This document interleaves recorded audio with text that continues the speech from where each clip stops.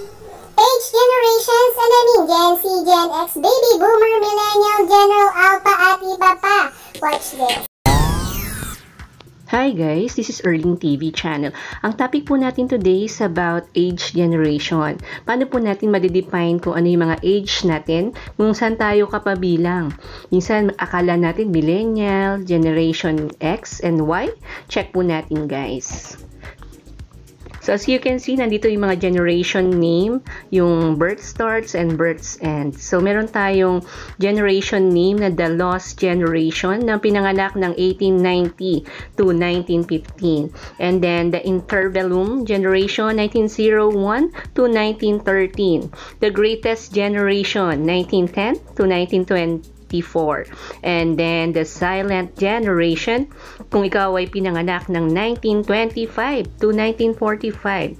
And then meron din tayong ditong baby boomer generation, nag-start ng 1946 to 1964. So generation X, kung ikaw ay pinanganak ng 1965 to 1979.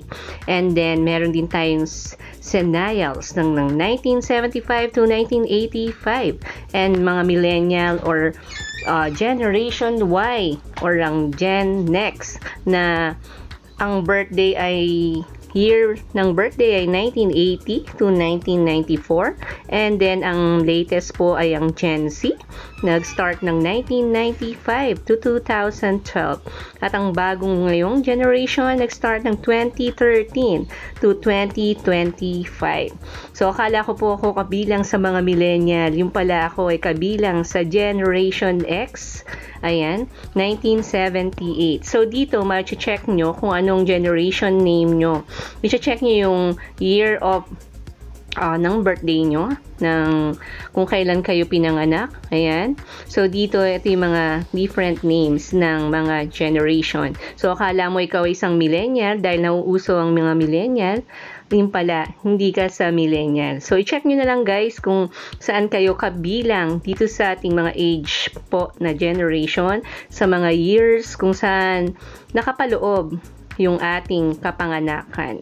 Again guys, this is Erling TV. Kung nagkaroon ka ng additional informations about age generation name, i-click ng subscribe button and i-click na rin notification bell para lagi kang updated sa mga latest tutorial video ng Erling TV dito sa YouTube.